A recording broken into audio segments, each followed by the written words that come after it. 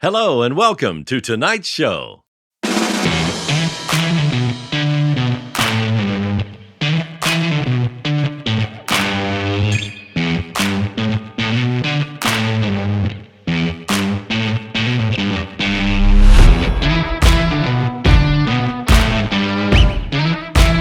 And hello and welcome to episode 160 of On the Bench, the podcast for scale modelers, by scale modelers, all about scale models.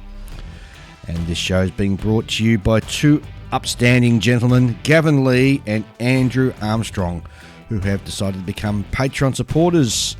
You too can help support the show just like these fine gentlemen by going to www.patreon.com/onthebench and pledge any amount from as little as $1 per month upwards.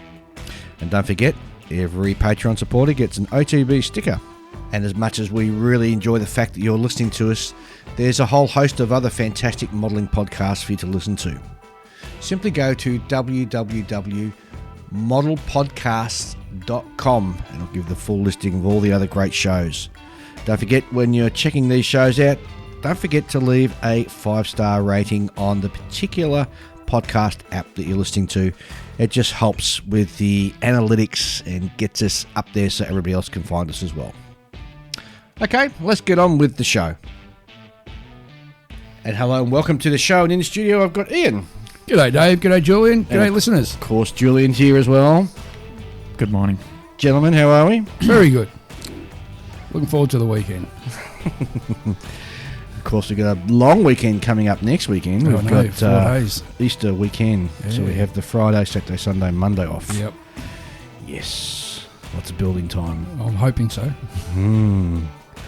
Well, some big news since our last show. The Moosaroo Cup got announced. Yes. The show was held at Heritage Con in Canada. Yep. And everybody submitted it. And the winner was, hang on, drum roll, The Triple P. JB. Yep. A masterful kit he put together at the last minute. Yes. Yeah, I know. Curses to him. Good on him. That was very nice, It was a wasn't it? nice build. It was a nice build. I'd like to have seen photos of all the builds, Yeah, that would have been cool. Yeah. but yeah, because I've only seen his, Will's, mine, and I think there's maybe one or two others. Barry's, I think. I don't think I recall seeing Barry's from Built Sideways. And Malcolm, was it? I think. yeah, I didn't see Malcolm's one either. Yeah. And I haven't seen D-Rand's finished one either. No, I haven't seen his. Fully completed. And also that... Kentucky Dave. Yeah, well, whiskey sipping hayseed. I mean, you know. He's probably still opening the box. So that's it for another year. It still doesn't come back to Australia, so we've got next year, and it's going to be riding on the shoulders of Julian. Yes. No pressure. None None at all, mate. None at all. So at the next IPMS Nationals in San Remo, was it this year? Yeah, I think it is. San Marcos. San Marcos, sorry, that's it. That's where it'll get announced what the kit is, so you'll find out then, Julian. Right. Okay. And hopefully, fingers crossed, it might be something like a car. Well, I would like it to be a car. That'd be cool. Mind you, I'm about to throw a car kit in the bin. Oh, why? Really? Which one? One I picked up and started, and then I'm about to immediately throw it in the bin. It's that bad, is it? I was just keen to sort of smash it out, and I didn't care too much about it because I was building it for someone who wanted me to build it for them, and well, they wanted me to build it for them, but you know, it's not like there was any money being changed hands, you know, for it. It was a little like, oh, do you want to build one of these? Yeah, all right, yeah, that kind of thing, you know. Well, actually, that feeds into what our topic's going to be today, which is whoops. Yeah. Yeah, whoops. Whoops. How do you recover from a whoops? So, Well, this is a whoops that you don't recover from. Well, unless you want to go to the trouble of like stripping the paint, Well. and I'm not going to do that. how about we hold that one then off for the main topic? Okay. Besides that, what have you been doing? So there's been a bit of sort of I've seen like on YouTube quite a lot of creators are sort of getting a trial, like not trial, what do you call them, like early versions of this Redgrass Games lamp. Have you seen this thing? No. What the heck's that? What is it? So Redgrass Games, they do like sort of miniature painting stuff, like products. For example, like they've got like they did a Kickstarter for their wet palette. Yep. And that was quite successful. And then recently they've come out with this lamp. And the idea is that it's not just a lamp for people who paint miniatures or people who build models. It's a anything kind of lamp, but it's got like it's like a tuning fork. That's what it looks like. So it looks like one of these microphone arms, right? Yes. That clamps So the light's like the Eye of Sauron. So it's like a microphone arm in that it clamps to your desk, Mm-hmm. and then the actual lamp part that sticks out from the end is like a tuning fork. So it's got like these two forks, and each one of them is a separate lamp, and they can rotate, so you can point them off to the side or directly up or whatever it is. Oh, right, I get you. Yep. Right, and the idea is that So they're on like the flexible light arms. that it emits is like 98. Is it 98 CRI or something like that? Basically, it comes down to like of the color spectrum, how much light is being presented to whatever you're looking at. Yep. And there are a lot of lamps out there that is it because the namesake of it is called the R9 lamp. Yep. And the idea is that most lamps or lights that you can get are really poor on that. So they return a very poor light for red colors. Yep. So if I was to say throw a Ferrari model under this light, it would come up better in photos than, say, a different light. Yep. Supposedly. Yeah, but it's still a Ferrari. Would you like me to use a different example? Would that curb your insecurities about Ferrari? More than likely. Oh, well, I spent some money last weekend. Of course you did. What'd you get? I supported our good friend Jesse. Bought one of the four-door HQ. Well, you can paint it red then.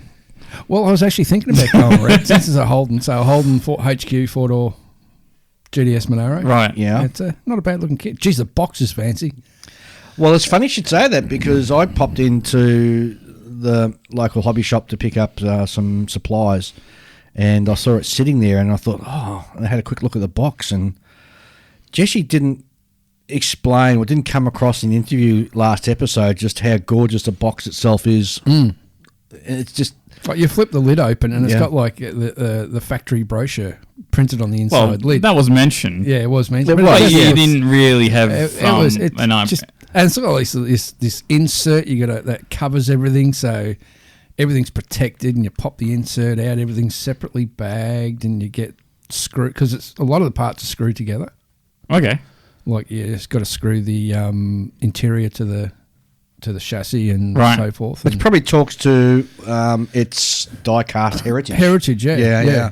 There are a few things that, in my opinion, could probably do with a bit of work. Mainly the diff area, the rear end is very die-castish. Yep. You mean like it's molded into the bottom?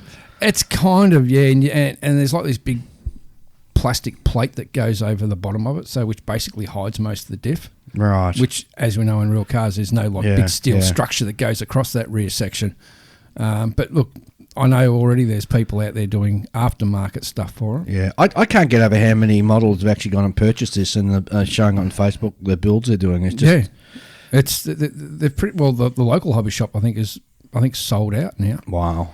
That doesn't surprise me. Like given the first run production numbers and how popular this kit is, I'm surprised that it didn't sell out sooner. But going back to the box, it's like a flip top box, and it's substantial cardboard too. It's not. It's not like the. And it's got like that little bit of material that holds the box open, so it doesn't go all the way. So it only goes to 90 degrees and. Just really smart, yeah. And the good thing about when I went there to pick that up, there was another little special thing waiting for me. Oh, what was that? My airbrush needle. Finally. I only ordered it beginning of November. Yeah. 2020. last year. Only took 5 months. But I got one. Oh, fantastic. So the airbrush is back to running condition again, which I'm happy about. So that was your only purchase? That was enough. But mind you, there's another kit there I might purchase this week, but... Well, come on, don't hold us in suspense. The new 48 scale glass nose Mitchell. HK, is it, I think? Yeah, it is. Is it? It is Wait, HK. in 48 scale? Yeah. I can't remember if it's HK or if it's ICM. No, it's not ICM. I think it's HK. Okay, it's HK then. Yeah. Been looking at that. Going, could do with another glass nose Mitchell. Well, anyway, back on that lamp thing. So I decided to throw some money at that. And and you can't actually sort of buy it. It's like there's the Kickstarter, and you throw some money at the Kickstarter, and it's like, okay, well, this one the first section got sold out. That's the first 1,000 units. The second one got sold out too, so then I'm on the third one. Oh wow, cool. So and it's an expensive lamp, and a lot of criticism people are giving it. It's like, oh, it's too expensive. It's just a lamp. Like, how expensive are we talking? Like, I think it's $300. But then again, if it does what you say it does, it could be the worth thing the is, money. Well, the thing is, how much I spent on my lamps. Well, one of them died. Oh, right, yep. So for me, it's just like, well, this would be about the same price anyway, and it does better color output than what Anything I've currently else? got. Yeah, or what you can currently get on the probably market. is even brighter than what I currently use. Mm-hmm. Because like this, to be honest, like a lot of the YouTubers that are covering it are saying, covering it in the sense of like, this is we're a hobby YouTube channel, and we're using it for hobby purposes to build and do hobbies, right? But I think it's probably like its color capabilities and stuff probably makes it a better hobby photography light than it does make it a build under light. Either way, it does both jobs, so why do I care? You should send me a link so I can have a look at it. Yeah, I'll do that. Be quite interested. I mean, every YouTuber out there is covering it. Like a lot of hobby YouTubers are getting either free ones or early production ones. Freebies. Yeah, everyone loves freebies. Well, I don't know if it's free. I don't know. I don't know if it's free. But like certain YouTubers will have got early access to it, right? So there's that. I'd be happy to get one. Yeah.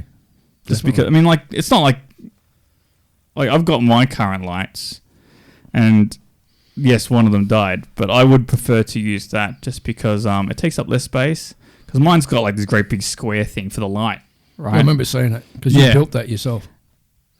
The square bit? Yeah. No, you bought the square bit and you built everything around it. Yeah. Well, sort of, yeah. And because my space is limited, and getting it in there and like being able to move it around, it sort of gets in the way sometimes, and it's a bit awkward. This would be a bit better for specifically my space. Yep. But not necessarily for anyone else's. Some people are like, oh, I don't like how it clamps to the edge of the table. Well, you know what these microphone arms are like? Do you know how big of a footprint you'd need for it to have a base that sits on top of a table? I've got three. And they're all from IKEA, and one is a clamp one, and it's got the similar sort of arm like this has on the microphone stand. Yeah, and the two other ones have bases, and they're fine. Whereas me, I went to Middies, which is in Australia a electrical wholesalers. Yeah. Used our work account, so I could get a good price, and I got proper daylight LED strips. So I put two banks of 3 rows on either side, because I've got it's like an L-shaped desk, and it's got like a big backboard with like a bookshelfy sort of thing on there. And so I've just put them underneath the bottom shelf. So 2 rows of 3. Yeah. And then I bought from Bunnings an LED lamp, a touch lamp, which is like a bar lamp sort of thing, which comes on a flexible arm and a clamp. But with the clamp bit, I actually clamped it to the sidewall of me stand thing on the end of the desk. Mm-hmm. So there's nothing on the desk face itself. Yep. Yeah. Whereas I have got it on the desk face, which works is a treat. Well, I see the benefits of both. Like if you're the kind of person who sets up temporarily on the kitchen table. Oh, yeah. It's easier if you can just get something you can plonk on the top of the table rather than clamp something. Whereas to I it. wanted something that was going to give me enough light, which it does, and not have a footprint. Yeah, the footprint. Yeah. So it gives me also more some desk desks. area. You got nothing to clamp it to around the back. Yeah. You would have to drill a hole, And I don't, or have it clamped to the front. I don't want to start drilling holes. Yeah, it all depends on real estate, how much real estate you got on your desk, on your bench. Yeah. Very true. Lamp issues. Yeah. Yes. Lighting 101. Other than that, I haven't. I've been working on the various builds I got, just ticking away at them because with this trip that I've got going. When's your departure date? I think like 2.5 weeks or something now, and So one more show. yes, that's correct. Right. The thing is, like when I get back from it, there'll only be a month between then and Model Expo. Oh. See what I mean? Yeah, I do. Yeah, so it's actually like a lot closer to me than I think it is. So I've been trying to crack on a little bit with my builds. Well, maybe just take something that you've built already and just dust it off and submit it. Well, That's really what I do. I've done. That's my trick. I've done a lot. I haven't I've done a lot much this year, so I'll of just that. grab something I've Yeah. entered before. I think I've run out of backlog to some degree. Yeah, Actually, I do have some things, but I know they won't win at anything. I've got a couple of rockets I'll need to finish off to get ready for Expo. I'll probably just throw in the Moosearoo Cup build. Oh, that's a good idea. Yeah. Yeah, do that. Absolutely do that. Yes, I've been working on those, and it's all right. They're coming along. I'm working on the interior of the Galant, and that's got a really nice interior, man. Yep. I mean, the plastic doesn't seem like it's that much to look at, really, because 70s cars, they've got an alright looking dash, but other than that, they're pretty Spartan, There's a lot of little bit of wood veneer trim that goes into it, and that cheap wood veneer. yeah, so a lot of it's decals. Yep. Right, so there's a wood trim that goes along underneath the steering column. I never had any wood trim in my 1971 Mitsubishi Chrysler Galant. Well, this is the GTO version, Dave. Well, there you It's go. a bit out of your price range. And actually, it was probably only sold in Japan or some crap like that, But yeah, it's got like a bit of like wood trim, some of that wood veneer stuff. Yep. There's like a little strip of it that goes across the bottom of the dash, and there's a little bit that goes around the center consoles and things, around the. What about the door trims? See, the thing is, right, they've done their homework because they've got all the sort of. So there's a little chrome accent that runs up the door handle on the inside of the door, right? And same with the seats. There's like a little tiny chrome trim that runs up and it sort of outlines part of the seat. And it's physically there, like it's a physical feature molded into the seat. Yep. And I'm going to have to maybe mask that off and then airbrush that because there's no other way of doing it. No, it wouldn't be.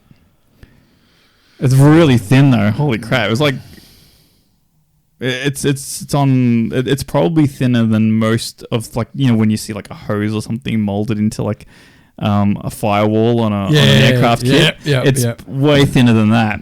So I was like, oh, jeez. Well, you will build car kits. Yeah, but I mean, at least it's accurate. I wouldn't want it to be overscale. That's true.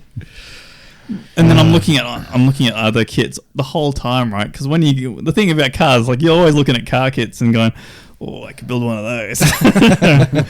I was looking at because Hasegawa do the Celica GT4. Which is like a 90s era Celica that has, and it's the rare GT. You would never see these on the street.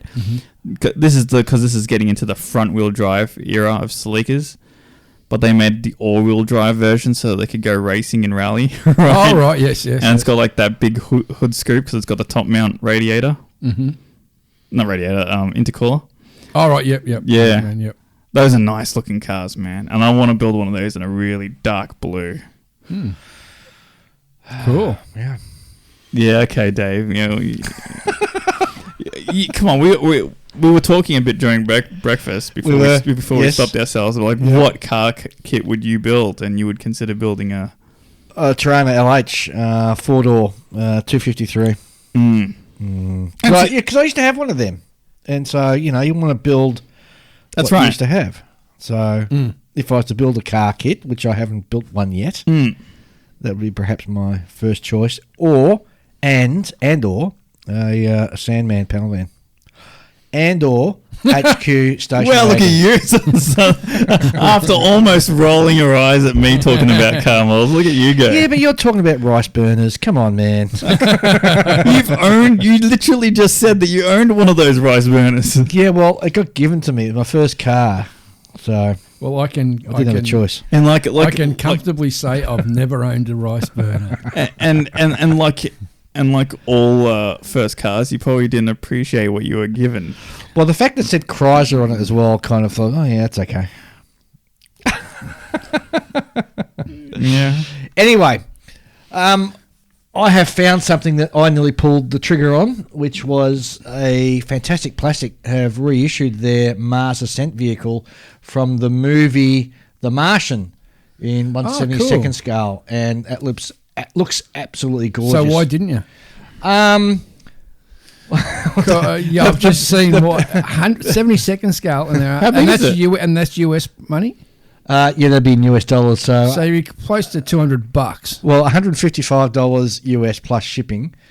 So let's say the shipping's $30. So that'd be. And that's not very big either. No, 172nd. Well, 72nd scale, actually, it'll be quite big. Yeah, but look at the size of the ladder on it. Yeah, it'll be quite big. But it's a gorgeous looking model, and I'm thinking, oh, yeah. But it's funny. Sometimes I don't. It doesn't bother me the price, but this there this it is. one, I see it now. Casting, creative cast parts. Yeah. So there you go. It's pieces of resin, yeah, exactly right. They're all and it's resin. hollow too. So I've got to get my hands on one of them.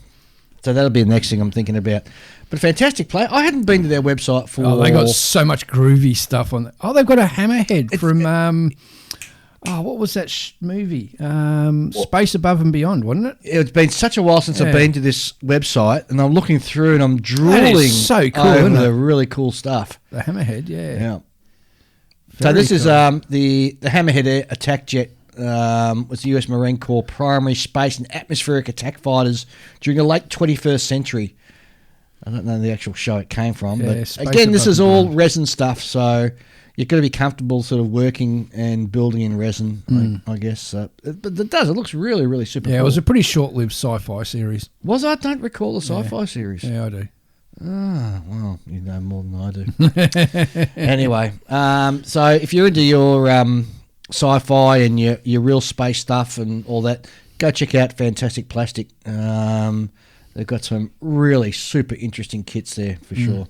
Oh, definitely. All right, I think we'll have a very quick break, and then we'll come back to see what. We'll have a look at the mailbag actually. Yeah, good idea. So we'll be back very, very shortly.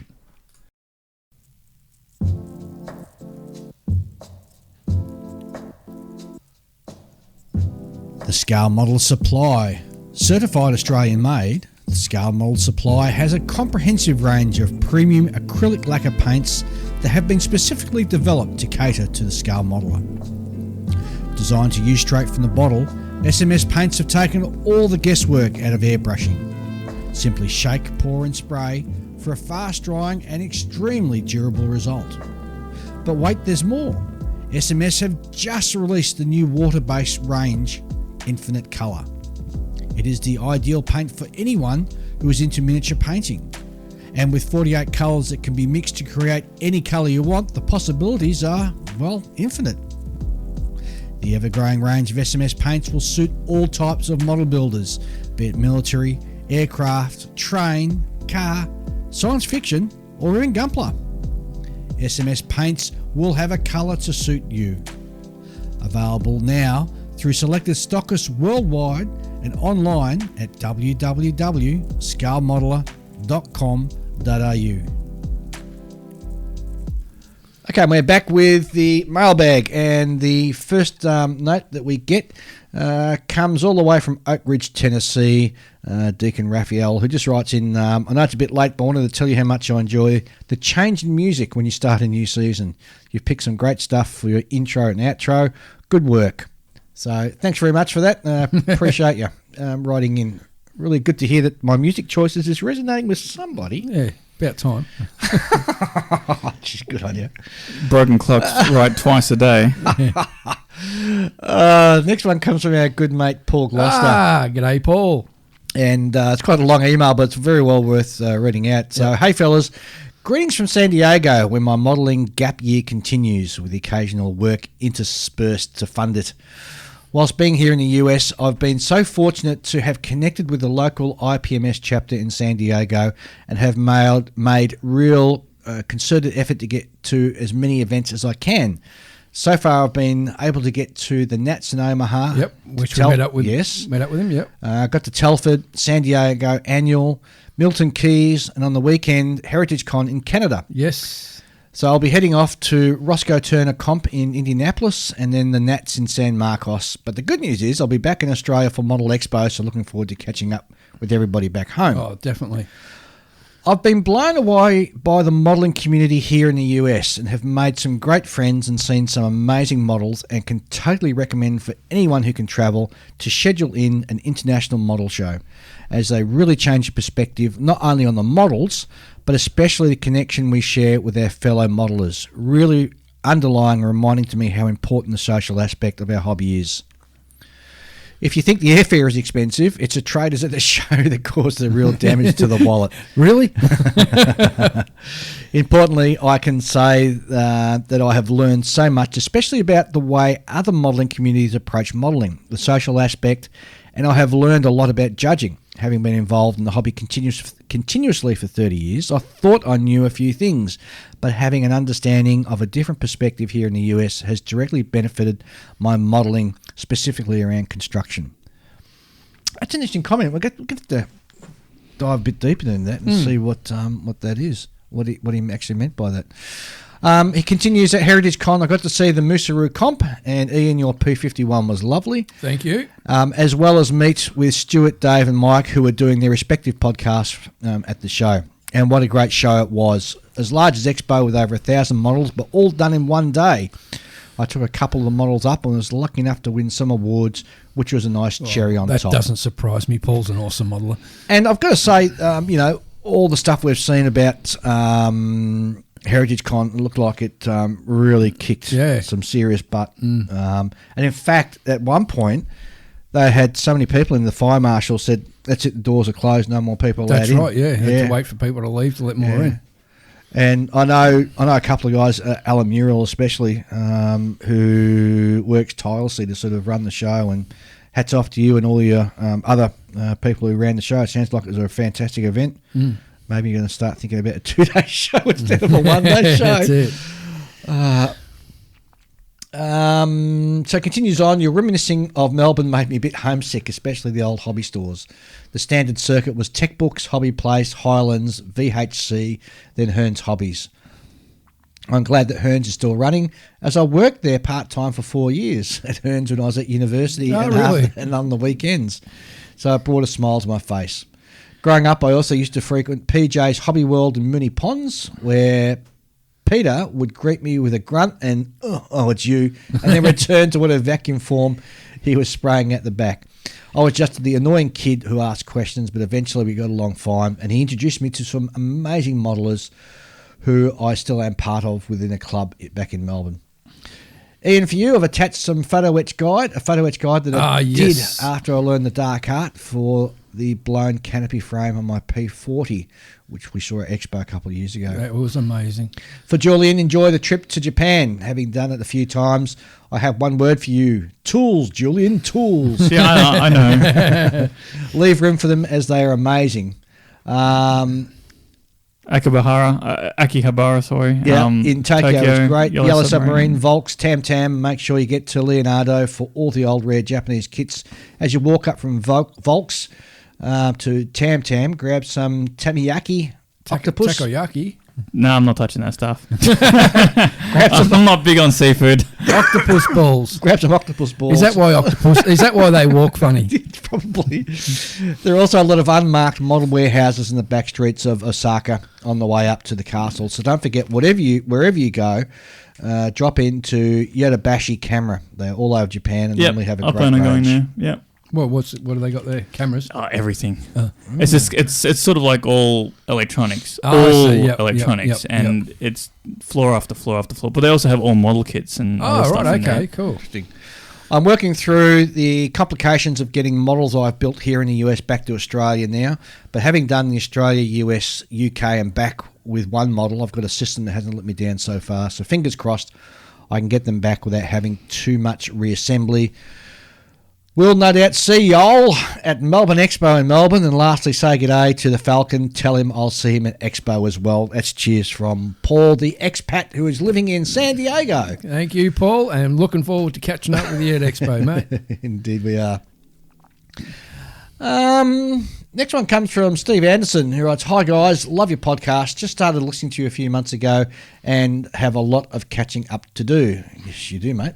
I know the topic is old, but I have a shelf queen story that to me captures why some shelf queens need to stay around until the right time.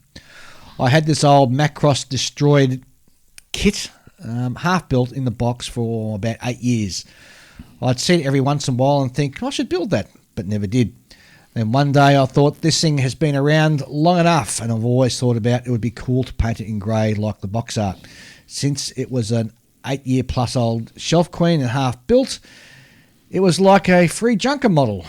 I would do with whatever I wanted to do with it. So I painted it up in rust tone, did some hairspray, and then the grey and weathered it a bit. What the heck, it's a shelf queen. I had fun, worked on a technique and played around with the paint scheme. When I buy one of the nicer destroyed kits or build the Moscato one in my stash, I'm ready to put in more work, and I want to show it all lighten up and lighten up the grey. Even though the build's a little sloppy, shelf queen is actually built and is now a desk queen. Oh, well done. So if the kit is holding space in your head or heart, no problem keeping it around. If not, throw that clunker out. Also, I wanted to say that I love the variety of model genres that you talk about. I like military builds from my time in the army, but Macross, also known as Robotech, was a hell of a show to watch as a kid. It's great to hear you talk about both. Sincerely, Steve Anderson from Minnesota, USA. Thank you, Steve.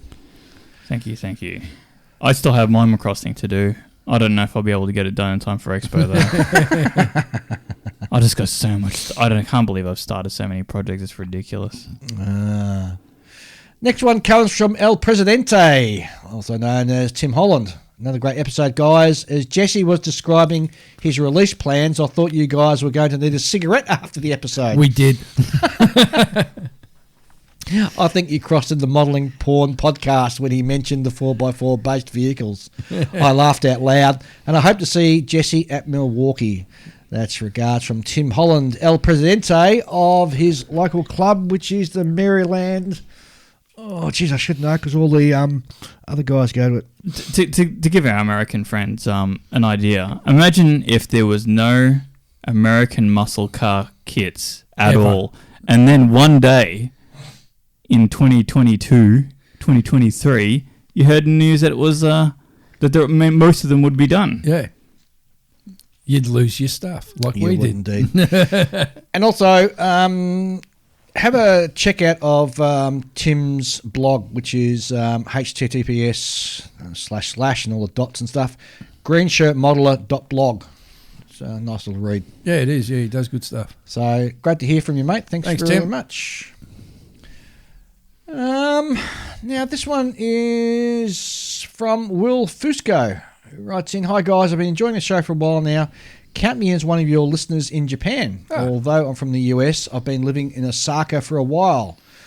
I just wanted to pass along the URL below for you all. Julian, it sounds like you already have a good idea of where in Japan you want to visit, and Tokyo alone likely has all the hobby shops you'll ever need. Still, as a friendly FYI for anyone who finds himself in Osaka, I wrote this Osaka hobby shop guide, so feel free to share, which I might pop up on our good idea, on the bench for everybody. You can make it to all these shops from a single subway line. I suspect there are a few other places, but the ones listed here can be visited in a day if you move quickly. However, if you're planning to go back and forth between shops, then you're likely getting into a 2-day territory. Either way, marking the rounds at these shops on a weekend is an absolute delight. I've only recently started this blog, and for now, apart from this Osaka guide, the site is embarrassingly empty. Nevertheless, I hope you find the post helpful. I'm also sure you have a great time at Shikazuka. Oh, God. Shikazuka. Shizukawa. No, it says Shizuoka. That's what I said. I swear, if it's not a word that you've memorized over the course of like 30 years, you just can't read it, can you? I know. It's a cross I have to bear. Finally, for someone like me who doesn't have much time or opportunity to join clubs, go to events or meet other modelers, your podcast and the others are vital for providing the social element to the hobby, and really appreciate all you guys do. Thanks so much. Cheers, Will. Thank you, Will. Thank you, No Will. worries, Will. Yeah. We'll put our virtual arms around you, and welcome to the virtual model club. Yes. I think that is about it, unless I've missed anything else. Oh, one last thing. No, that's it. I think we've got everything. Very cool. If you'd like to write into us, you can by simply going to your email address or email type and just type in on the bench 64@gmail.com. We love getting emails from everybody and more than happy to read it out. If you don't want us to read it out, just put it in big bold letters at the top of the email. Yeah, otherwise Dave will miss it and read it out anyway. All right, I think we'll have another quick break and then we'll come back and see what the Falcon's got to say. What do you reckon, guys? Sounds good. All right, Yep. back shortly. Hey everyone, it's Chris at Inside the Armour Publications. I'd like to tell you about what I've got going on at ITA pubs right now. First, I've got a huge restock from Tetra models, including the Coyote TSV, Jackal 2 and M1278 Heavy Guns Carrier PE sets. The Akagi PE set for the 1700 Hasegawa kit is back in stock. I've got new stuff coming from Wingsy kits, including a restock of their ever popular BF109s. And also I've still got plenty of copies of Models for Ukraine Volume 2. Please do buy that if you would like to help with humanitarian aid for Ukraine. In addition, I've also got the F4, 148 and 172nd decal sets for 13th TFS at Udon Air Force Base in the late 60s, which are fantastic for your 172nd or 148 Phantoms. So head on over to InsideTheArmour.com or check out ITA discounts on eBay to find out more about these great products and how you can get your hands on them.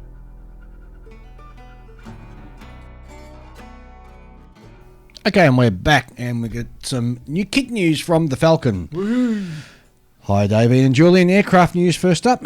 TACOM are expanding their 135th scale range of Apache attack helicopters with the AH Mark I Apache as operated by the British Army. In addition, they are also working on the AH-64DI Sarif longbow. This is the Israel Air Force version. ICM have broken the hearts of many an RAAF fan by confirming they will not be kitting out any of the DAP-built Beauforts. Oh, how disappointing. There is a slight glimmer of hope, as it is reported that High Plains are looking into scaling up their 72nd scale DAP conversion sets. Oh, so there is hope for us. There is indeed. A few months ago, Edward let it be known that they are working on a 48 scale kit of the LETL-13 Blenick glider. They have just announced the project release date for the kit, which is going to be in late 2024, early 2025, which seems a long way away. While that isn't a long way away, what isn't a long away is the release of the Profi Pack version of Edward's 48 scale Zillan Z326 Trenner Master, and it's available right now. Dream Model have announced they will soon release a new 72nd scale kit. They haven't announced a subject yet, but have given a rather excellent clue. It's a fixed-wing aircraft. If you can't guess what it is given that clue, then you must be some kind of idiot. Well, I suppose we're all idiots then, aren't we? From Model's first 72nd scale Fairley Battle gets released in May this year. The Mark I Fairey Battle in Belgium comes with 3 decal options, one being for the Belgian Air Force, one for the Royal Air Force Advanced Air Strike Force, and the Greek Air Force. I never knew the Greeks operated the fairly battle. Wouldn't surprise me. For people who have seen a decal sheet, have observed that the blue of the Greek roundels seem a bit light. Those people will be pleased to hear that From agrees with them and that action is being taken to resolve the problem. Zvezda is about to release the X-Frog/Novo 72nd scale Fokker F-7B 3M Southern Cross. The famous aircraft flown by the famous Charles Kingsford Smith. Mm-hmm. It's a very famous Aussie aviator. Definitely. Yep. CSM 142 scale. What a dumb scale that is. Hang on, no, that's going to be wrong. It'll be 132. It's going to be 132. Yeah, swear, CSM's 132 Bristol Scout is now in modeller's hands and the feedback is excellent. Some are saying the quality of the kit surpasses that of Wingnut Wings. Ooh. That's a bold statement. Yeah. DBMK are at present working on the decal sheet for their forthcoming 48 scale Supermarine Scimitar. They are asking if anyone out there has good photos of the stencils on the upper surfaces of the wings and fuselage. If you can help out, get in touch with DBMK. You might even get a shout out on the instructions. Yeah. It's been 10 years in the making, but Zukimura's 32nd scale Focke-Wulf 190A-4 has finally reached the point where you can put in a pre-order. You imagine after 10 years of development, it must be pretty close to perfect. For that, it should be, yes. Fly models are shown as sprue pics and box art for the forthcoming 48 scale Brigette, or Brigade, I should say, 14A/B. The plastic looks okay, but not outstanding. It's a short run, so maybe we can't expect too much. There are 3 box art versions, a finished example with skis, a post-World War I Polish machine, and a French World War I aircraft being molested by a Fokker triplane. The kits will be installed sometime in 2023. Trumpeter will be releasing their new 48 scale Mi-4A Hound helicopter in April. The press release said there will be 2 decal options, one being for Russia and China, but the decal sheet they showed had markings for Soviet Russia, the German Democratic Republic, and if my roundel game is strong, also Yugoslavia. We'll have to wait until the kit is out to know what is what. Hobby Boss's sole aircraft release for April is a 144 scale Shaanxi KJ500 airborne early warning aircraft. Naval news. The Falcon's been doing some work. Naval news. Trumpeter releasing a 700 scale kit of HMS Colombo light cruiser in April. Yeah. That's it for naval news. Military vehicle news. Hobby Boss have announced a 35th scale kit of the Russian Object 477 XM2, whatever the heck that is. In April, they are releasing a Russian S-300E Vichyash surface air-to-missile system in 35th scale. The price is going to be $213. Woof! Whoa, that's big. People keep telling me it's not an expensive hobby. I don't know. It feels like it's getting a bit expensive at $213. Many have just announced a 35th scale kit of the T-34/85 Factory 112 Spring 1944 model. 4 marking options. Unfortunately, one of those is overall white. No, that's right. The Falcon doesn't like white. You might want to do a warm-up vocal exercises before this one. Okay, I'm going to have to call upon Ian to give me a hand with this one. Hang on, I've got to move that arm so I can actually read it. Okay. Yep, fire away, Dave. So Das Werk will be releasing a 35th scale 2-in-1 kit of the Bundeswehr Kanonjagdpanzer / Beobstung-Panzer Cold War tank destroyer observation vehicle in English. The kit is a co-production with Amusing Hobby. The new kit will be a long overdue replacement for the old Revell kit, which by all accounts was pretty bad. Let's say Das Works is putting out some interesting stuff. Yeah, I've got a few of their kits and they're really got some unusual subjects. AFV Club have shown photos of a built-up version of their soon-to-be-released 35th scale Korean War USA 40mm motor gun carriage, the M34. Gotta say, it looks mighty good, says the Falcon. The kit comes with photo etch parts, metal gun barrels, newly tooled buffer drum, and 4 types of sighting devices, and the plastic is said to be ultra thin. The suspension and chassis was based on the study of an actual vehicle. And finally, over to rumours. Be nice if you could play an audio clip of Rumours by Timex Social Club to introduce this segment. I'd like to, but unfortunately, I think that there is some copyright which prevents me from doing so. Also, I don't know who that is, so who cares? And he goes on the same, imagining the perplexed look on Ian's face at the moment. However, I'm sure Dave knows the song, which I do. Strikes me as the kind of guy who would have hit the clubs back in the day. No, I didn't. Anyhow, from a person in the industry, that being the model industry, who was talking to another person in the industry, the model industry again, to be clear, who was talking to a couple of guys from Airfix. They said they were waiting to see how Trumpeter's recently announced 48 scale fairy battle turns out. If, as we all expect, it isn't much good, Airfix will go ahead with their own 48 scale battle. And from the informant, who is in constant contact with Eastern European section of the model industry, he said that we can expect to see subjects kitted by Armour Hobby in 72nd scale, later to be kitted by Edward in 48 scale. Apparently they share research. The recent 72nd scale Armour Hobby Grumman Wildcat and Edward 48 scale kit of the same subject were the result of this joint research. Not a certainty, but it was suggested by my informant that the 48 scale Hawker Hurricane announced by Armour Hobby might soon be released as an Edward box instead. Does this mean we'll see 48 scale kits of the P39 Air Cobras and the KI-84 Hiatus from Edward in the future? Question mark? Edward does P39s and P400s. Yeah. And the Edward will be releasing the B and C model Mustangs as well. Oh, there you go. Well, time will tell, and that's all from now from the Falcon. But if they do the KI-84s... Remember, it's all these are rumours. This is the rumour section, yes. So do not take anything as gospel. That's right. I do like this new rumour section that the Falcon has done. That's interesting stuff. We'll wait and see. Yep. As long as we make sure that we make it clear. These are rumours. Don't get your hopes too high. Yes, people have been wrong before. Yep. Companies have changed their minds before. If it's a rumour, you're allowed to be wrong, aren't you? That's right. Because it's just that a rumour. It's hearsay. It's not truth. Not factual. Yeah, but see, like, there are rumours.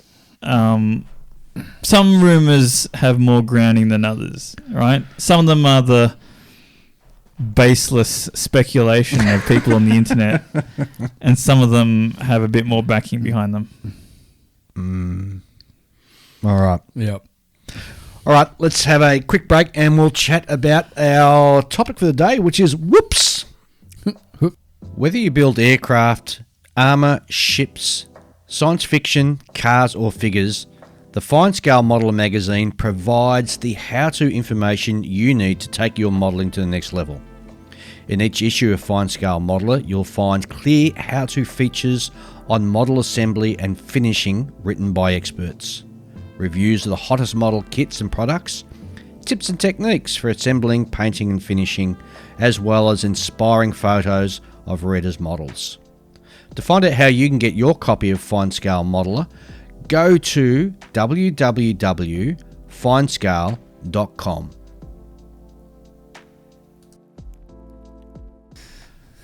Okay, topic of the day, whoops.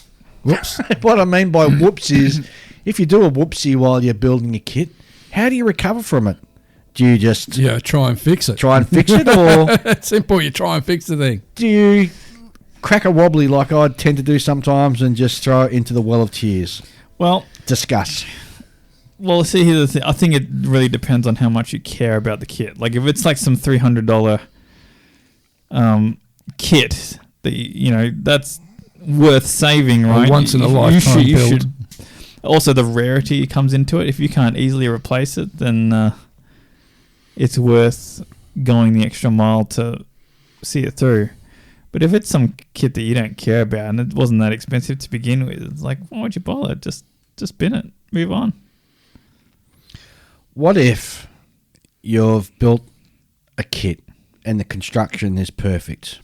The paint is all perfect except for this one whoops spot in which you might have inadvertently left a thumbprint or something like that. Are we talking from experience, Dave? Oh, just talking for a friend. Look, I think before I start, as perfect as the construction may be, I guarantee that even if it seems like a lot of work that you would have to do a second time by building a new kit, I guarantee if you did it the second time around, you would do it even better, and you would do it faster than you did it the first time around.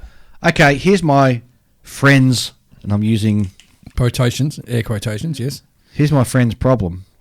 He's never successfully been able to fix a small patch of paint and rub it down and then reapply paint over the top because it looks kind of mismatched. That's easily done, though. I mean, like, no matter how bad it looks, once you put the flat coat down, it's gone. If it's glossy, then you've got something to worry about. Well, okay. Well, you've got some experience with gloss mistakes. Mm-hmm. How do you come back from a gloss mistake with say, a car kit? Yeah, that's a hard one. You take it back to bare plastic and start again. Sometimes, yes. It depends how thick the paint is too. Like if you sand it back to plastic and you've got a fair few coats of paint on there, you're going to get a little shallow section. Yes. Yeah, it also depends on the shape. Like, especially if you've got like a rounded car, and you try to like patch one small section of it, feather some paint. You'll flatten it off, and you'll be able to see it in the finish afterwards, and you'll be like, oh look, it doesn't even look. It looks like it's had a bingle, you know? Yeah. That's what it looks like. I've done it before. I'm like, this looks stupid. I might as well bin the whole thing because I've basically ruined the full finish and the plastic as well. There is a hardcore group out there who don't have the same sort of mentality as me and don't as quickly throw things into the well of tears. Right. They're right into, no, let's get in here and fix that stuff. Well, Will Pattinson's in that sort of camp, isn't he? Like, you know who else is in that camp as well? Chris Meddings. Oh, really? Oh, he's a die on the hill flag waving signed up card carrier. Yeah, but see, like, but the thing is, right? Like, those guys are mostly like non-automotive finish modelers, right? And you can get away with a lot if you flat coat it. You can get away with so much. You can brush paint over your mistakes, and as long as you flat coat it, it'll just disappear. You know. You can't get away with that with a car with a glossy car automotive finish. Yeah, I guess my painting skills need to be lifted then because so rewind. So it wasn't your friend, it was you. No. Rewind back 13 months ago. Right. This friend of mine was building the 48-hour build and he was doing a Tamiya 48 scale P47 D Mustang, yep. Which you have a lot of experience with, yes. No, the Mustang, it was a Thunderbolt. Correct. Yes. And as he was building it, he accidentally got a thumbprint of glue on the plastic. So that's really hard to deal with. He polished it all the way back to bare plastic, couldn't see it, then sprayed it with and a real natural metal finish. Yeah, and it reemerged. Yep, because you're going to have like because you've had glue on your thumb that's actually melted into the plastic, so you're going to have to fill it. Fill it? Yeah. Yes. So basically take it back to plastic. Yes. Put on some, I'd probably just use some Mr. Surfacer 1000. Spray it over the top. So then sand it back. And what you'll find when you sand it back to plastic, because if you use the black Mr. Surfacer, you're going to see all these, you're going to have this nice grey plastic. Oh, you'll have tiger stripes. And you'll have like little tiger stripes in there for where the actual thumbprint has bit in. Yep. So the thing is, like, when you do that, when you put a thumbprint in, the reason why it's so hard to sand that out is not just because you've put a raised physical deformation of plastic there. You've also carved it out, and you've etched into the plastic.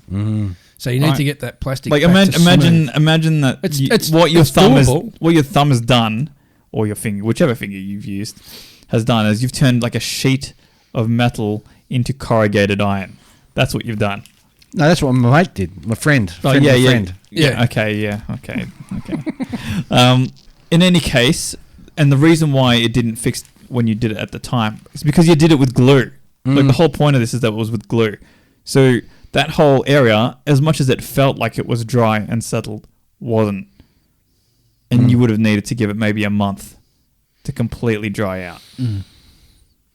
Which he couldn't have done for the 48-hour build because No, of it's course such a rush not. job, yeah. Not even. You couldn't even, like, I think you would even have to leave it. Like, even if, to be the most optimistic, you would have to leave it alone for a couple of days because that's just how the glue is. It needs to gas. I remember Will Pattinson did this little test. He had like it was like gluing two wing halves together, and it wasn't actually a test. I think he was building a model. But anyway, it had a little tiny peg that supported the upper wing away from the bottom wing at the trailing edge.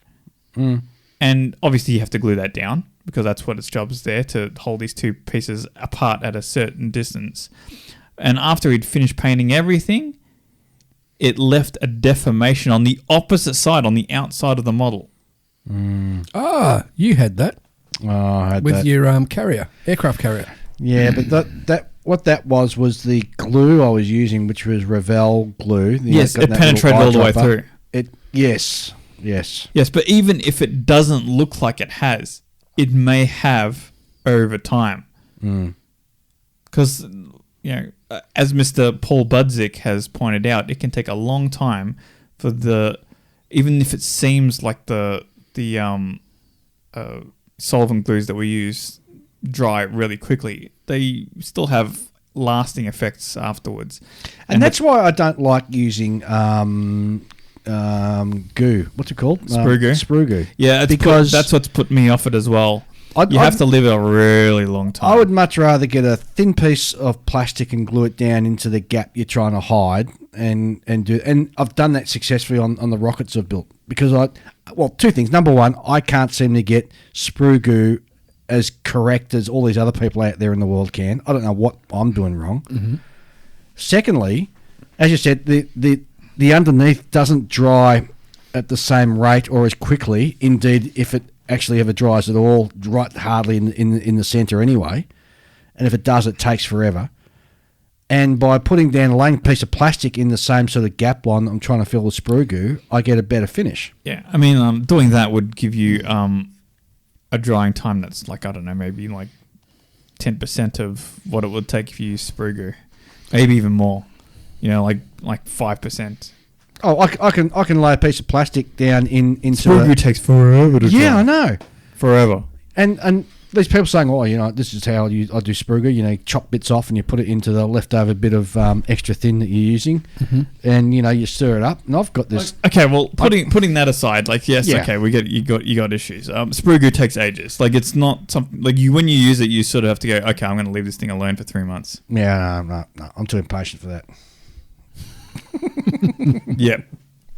Fair enough. I'm sure maybe some people can get it to work in less time, but it depends on what you're using it for. If you're using it for filling surface deformations and things like that, that's a different thing. So the problem is most available hobby putties shrink over time, and if that like how many I don't know how many kits I've had really perfect, couldn't see any ghost seams or anything, built it, deckled it, painted it, these days, put it away, come back, check out the model 6 months later, there's all these freaking ghost seams have popped up everywhere because the putty's body shrunk on me. Do we chuck the kit away then?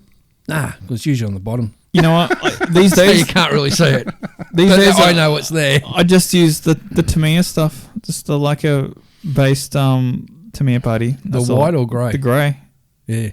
That's all I use these days, And as long as you don't hose the area down with lacquer primer, right? I've been thinking I might actually do that very shortly. Just get a little tub of automotive spot putty.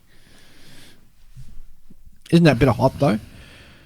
Oh, it's just, I said, get a little tub and test it. Yeah. Why don't you give Dukes that uses What's that? go? He uses that 3M red putty or whatever it is.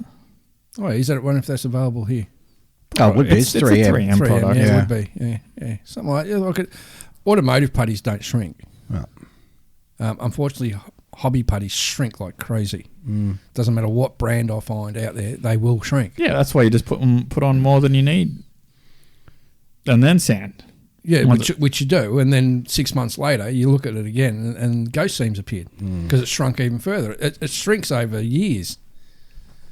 Doesn't? No.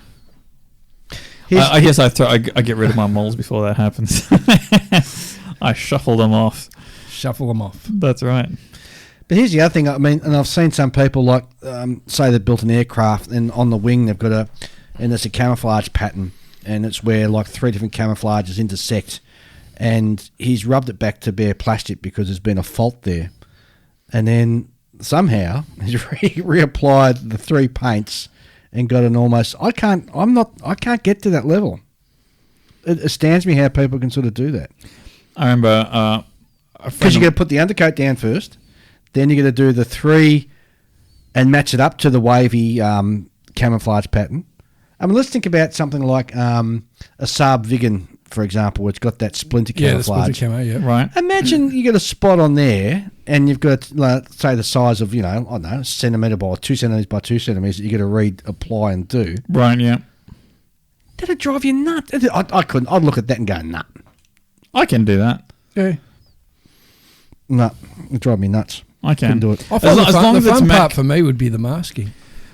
Oh, see, like I said, like as long as it's matte coated at the end, I think you can cover almost anything.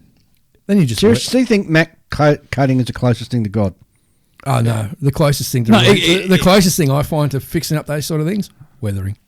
There's that weathering too. hides everything. Well, that's where the arm models have got it made. Just slap a bit of mud on it, or put a tarp over it, or something like that. Well, look, I think matte, good. Like if as long as it's not like a poor matte finish where it's still semi-gloss or whatever. If as long as it's properly matte, like you'll be able to hide almost any surface deformation. You can brush. I've seen brush painted models that I've picked out because I can actually see it, but it's fooled everyone else around me. I've seen brush painted models get flat coated afterwards, and people can't tell the difference that they're between that and an airbrushed model.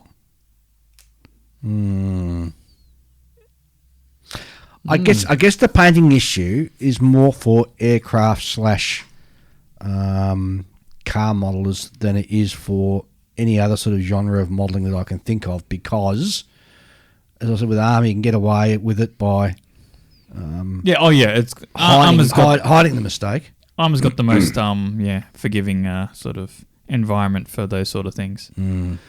Aircraft, I mean, you've got lots of. I think that when the natural big thing is, metal's the hardest. Oh, tell me about it. Oh, for sure, yeah. Yeah.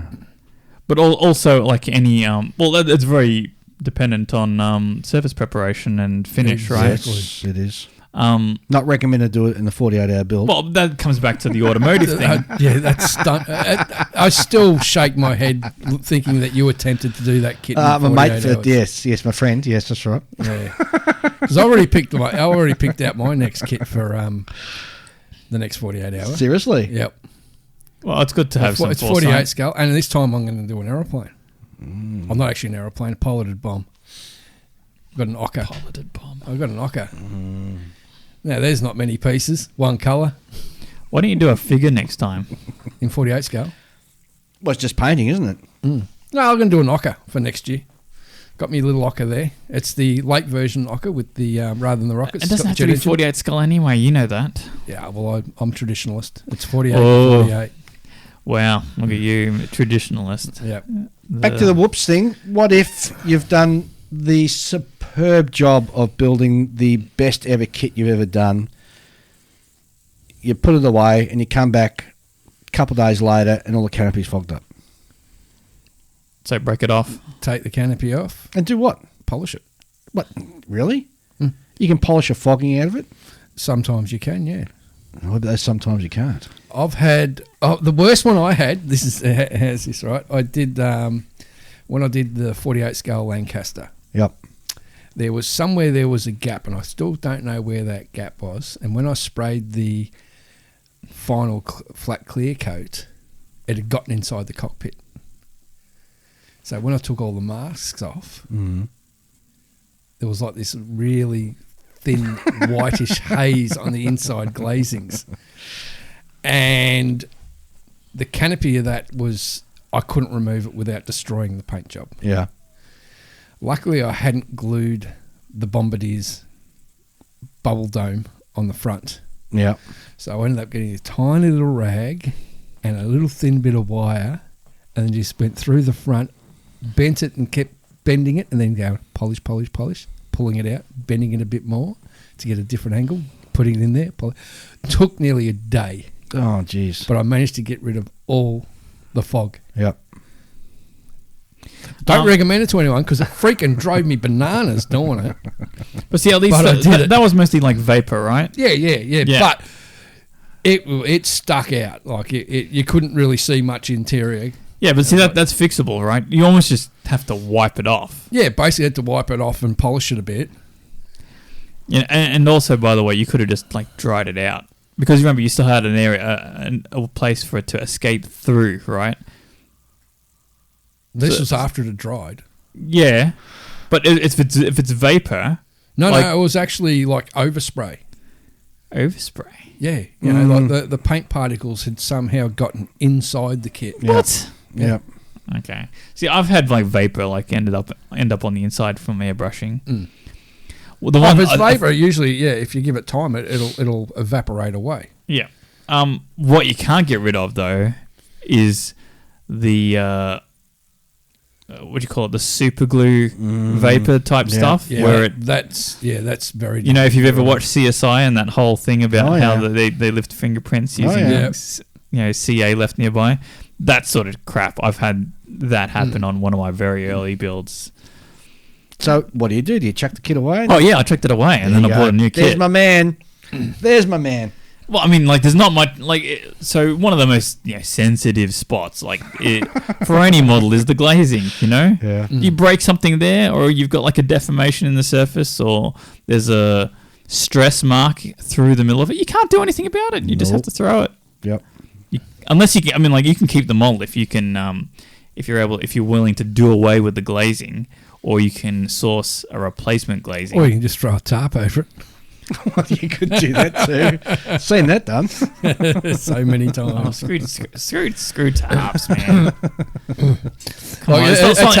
You got to know. As soon as you see a model kit with a tarp over the canopy, you know someone's screwed up. Exactly. No one's built, gone, been walking the aisles of their hobby shop and gone, hey, I want to buy one of these and put a tarp over it. Yeah, over the. No one's thinking canopy. that. Yeah, that's right. Because everyone, we all spend so much time doing interiors because we want our interiors to look really cool.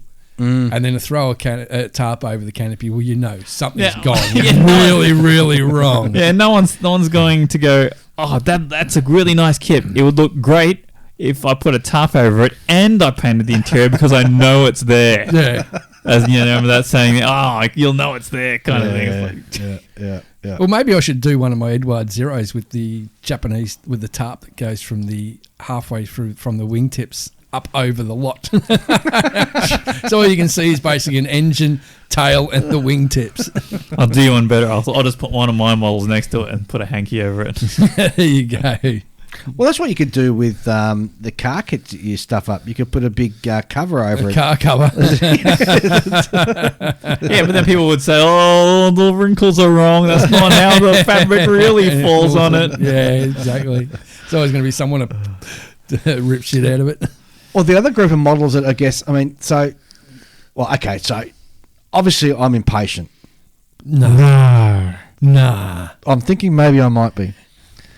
And maybe are we still talking about you or your friend? Okay, yeah, well, a friend. And maybe his wick is a bit shorter than everybody else's. Nah, mine wick is pretty short. Or his fuse, I should say. Yeah, I'd rather say fuse than wick because that just sounded like you're really degrading yourself there, dude. I've got a little wick, man. Look, I admit that I don't have enough patience to finish a lot of builds. And that's not to say that I throw things in the bin because of that. But if I receive repeated, if there's a kit that just keeps going wrong, just one thing after another. If it starts giving you the irrits, either put it away or forget about it. I don't need to put it away. I've got more model kits than I Oh, look, I'm in the same boat, but Yeah, same here. every kit I want to build, I want to do a good job on. Same here. And I look at it this way. I mean, obviously there are people out there. Well, okay, I'll flip around the other way. I'm at that stage of my life where, if something goes wrong in a $90 or $100 or $120 kit, I'm going to go, oh well, I've got a couple of hours entertainment out of it. Move on. Yeah, Yeah. that's fine. Whereas I do understand there are people out there who are the opposite end of the spectrum, and that's where it fascinates me. And maybe they make better modelers than I do because they're willing to sort of push through the issue they've got. And how I'm about not going to let it win against me and all Well, this sort yeah. of weird Well, stuff. that's Not gonna let it- stubbornness coming out? Yeah, there. I've done that a few times. I'm not going to let it beat me. What about those other guys out there who? Yeah, but think about it this way, Ian. Your stubbornness made you spend an extra like 20, 40, 80, 100 hours on a kit than you otherwise would need to. It did beat you. Which kit That's was it that? beating you. Which kit was that? It could be whatever. But I mean, like, the whole, I'm not going to let it beat me. If you spent all that extra time and you just got the same effort you would have if you'd Yeah, how's your Marauder just coming on? replaced it. I was sitting in the box. Well, it's like this. I've spent so much freaking money on it. I've half rescribed it, started doing all the rivet work on it, and then find out ICM's going to be bringing one out. See, this is the sunk it's like, cost fallacy. really? Yes. The what? The sunk cost fallacy. Yes. Yes. I've sunk too much money into it. But the other group of modelers I admire out there are the ones who go and buy an old model that's It's already been been built. started. Oh, yeah, I couldn't Or do not, that. not just started, but been built and finished, and they go back and restore it. Yeah. No, Yeah. I'm Yeah. not doing that. Yep. It's like those guys who do the same thing for the little dinky cars and everything. Oh, yeah, Hot like little Wheel cars. Matchbox cars Yeah, and yeah. so forth. Yeah. Yeah, but then you look at those Matchbox cars, and they don't actually look good when they're done. No. Well, you got to think their production, their massive production run. But just guys who they'll go to a yard sale and they'll pick up an old model that's been built back in the 70s and it's like missing all the props and I don't even and like stuff, going and back they- and and they building my take it- own kits. I know. I'm much with less you. someone else's. But I can't believe that these guys have got the patience or the passion to actually go and do that. It staggers me. I'll pick up kits that I've like glued a couple of pieces together and then just sort of stopped because of I wanted to start something else or something got in the way, right? And I forgot about it. And I'll think, I've started this kit, and I'll look at my work and go, what few parts I've glued together, I could have done a better job now than. Well, than back then. I was actually quite lucky. There's another shelf queen of mine, me Key 44, me Shocky. Okay. I bought that second hand at a swap and sell, Okay. and I had a look at it, and it looked all right, but I didn't actually have a really good look at it because it was busy and you're getting shuffled left, right, and centre by everyone. And when I got it home, I'd realised the person had started the interior, and they'd done a really crap job. Like there was glue stains and everything. I've gone, oh no, I think I've just blown me money, $20 here. But for some reason, there was they'd thrown an extra sprue in with all the cockpit parts. So All the stuff that was pre-built just went in the recycling bin, and I started afresh, Nice. which was a good score for me. Yep. See, like, I think it might be easier, like, if you're, say, a pretty mediocre modeler and you pick up someone else's partially started work, but it was made by someone who is far better than you. Then it's easier for you to justify because you're like, well, I can only stuff it up from here. Like, I don't have to deal with anyone else's crappy work because they did better work than I will. All right. Yep. Yeah. I see what you mean. Yes. Yes, I think it's easier from that perspective, right? But if you're picking up someone else's work and it's crappier than your work, then no thanks, I can't deal with that. So tell us, what is the biggest whoopsie that you can remember you've done? Jeez. Well, I can tell you one I've done recently. Yeah, go on. Because like this. So I was painting this car body, and I was pretty quickly. And what happened was I was like, okay, well, I need to get out.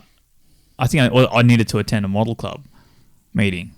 I was like, I'll get home from work quickly, eat, and then I'll throw a gloss coat on this, and then by tomorrow morning it'll be ready for me to polish. Yep.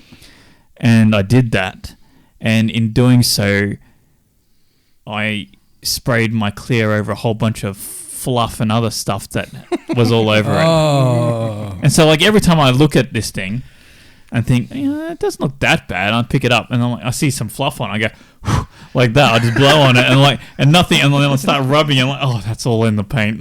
It will never come out. It will never, ever. You got to go back to bare plastic on that one. And this car is painted in fluorescent pink, right? Oh, that's loud. It is so loud that it glows in the dark.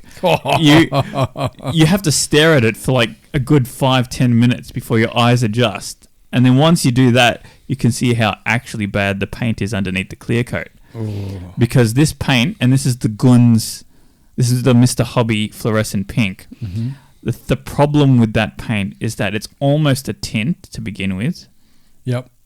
So you got to put a lot of coats on to get coverage. Yes, not only that, but there, like, for example, some areas will be like a very faint, like bright, like sort of white tinted pink, and then other areas will have almost turned a slight orange tinge because it's, and you think, okay, the orange tinge is it being a really thick paint, but I know for a fact some of the areas that are very light pink, I've bombed that pink on multiple times, multiple coats. I could polish that for days and I wouldn't eat through it because I've got so much paint on there. Yep. So it's not that. It's just some weird thing that the paint does where it doesn't want to be a consistent colour.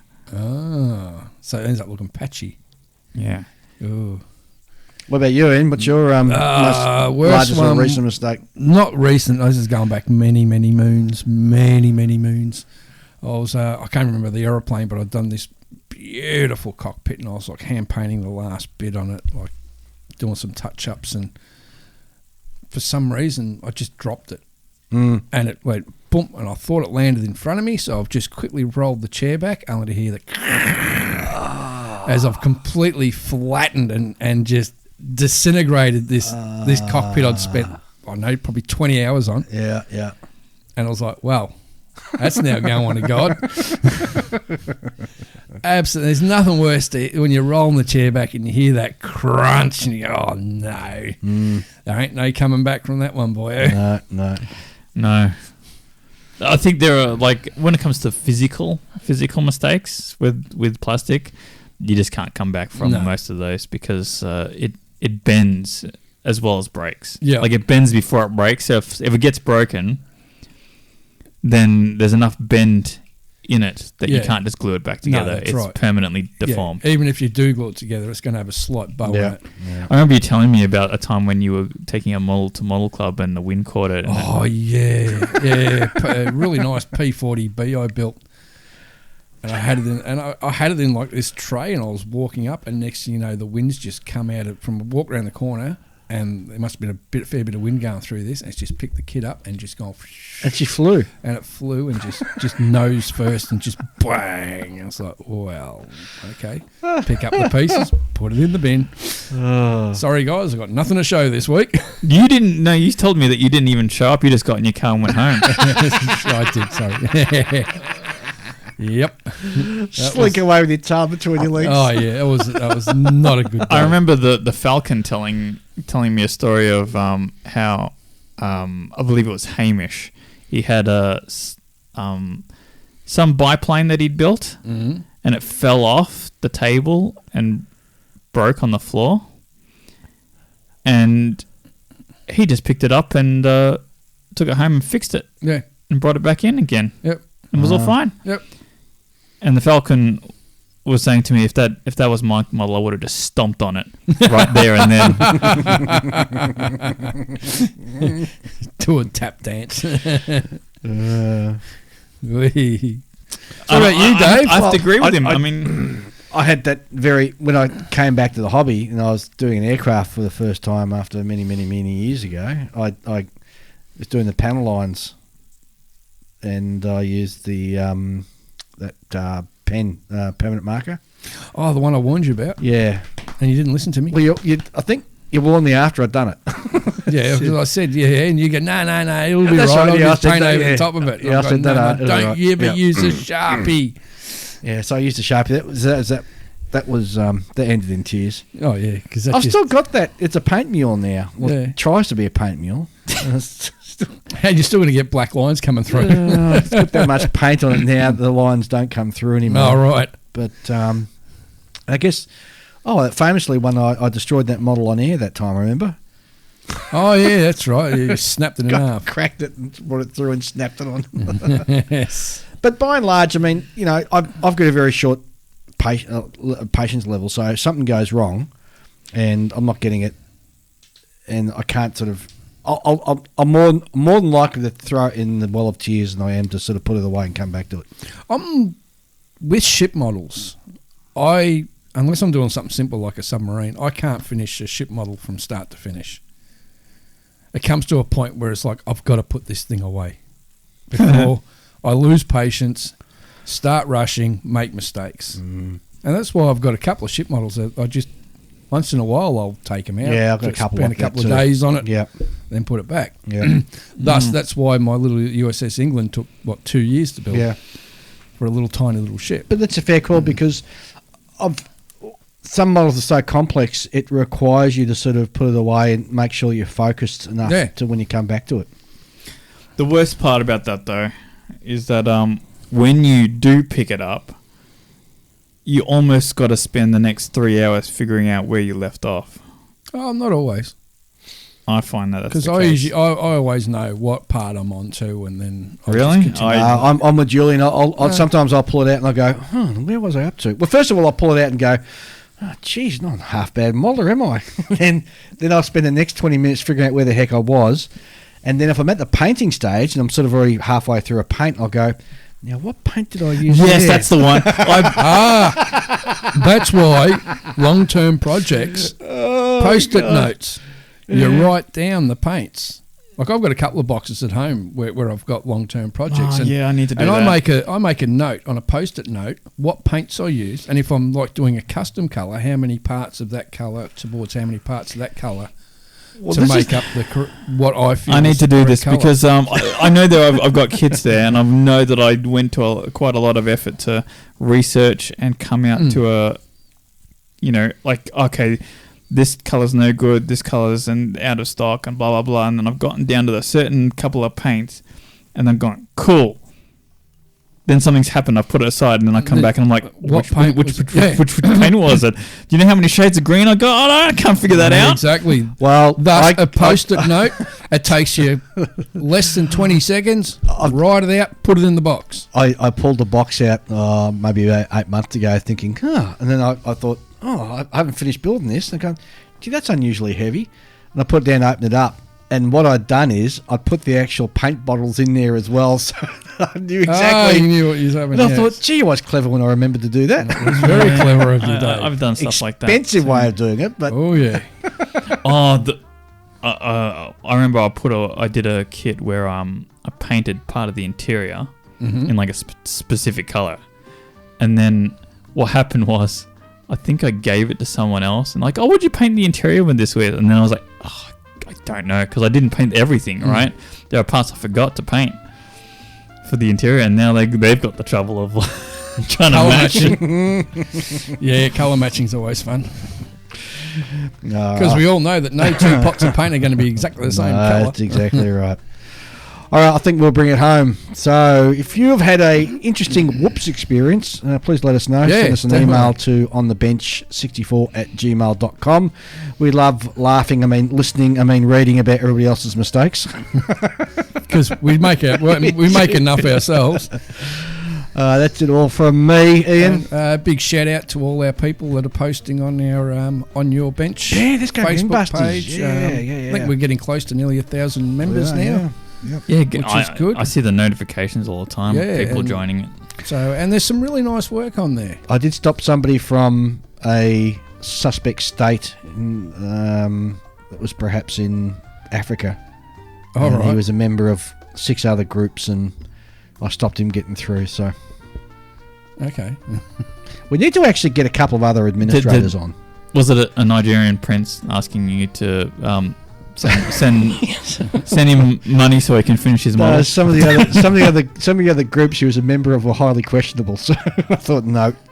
Oh, right. So not model okay. groups, just other groups. I've got to get a couple of other administrators. So if you're able to help administrate the page, just send us a PM or something, and we'll definitely sign you up. Definitely. Julian. Yeah. Sorry. Yeah.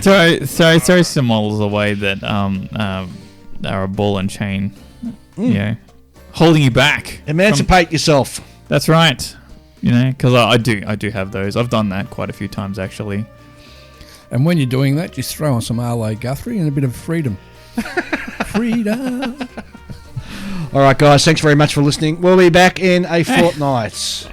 Adios.